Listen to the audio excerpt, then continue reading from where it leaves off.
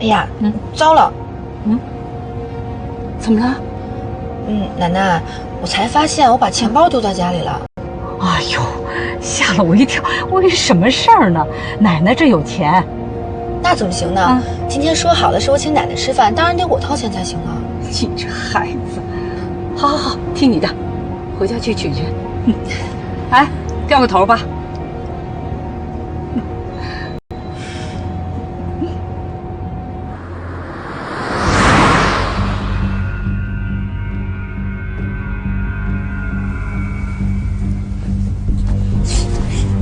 苏妍希，你怎么在这儿？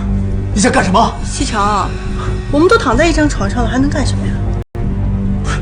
你疯了吧你！你快出去！出去！西城，你别这样！苏妍希，疯了吧你！这样，你们这是干什么呢？赶紧把衣服穿起来！太过分了！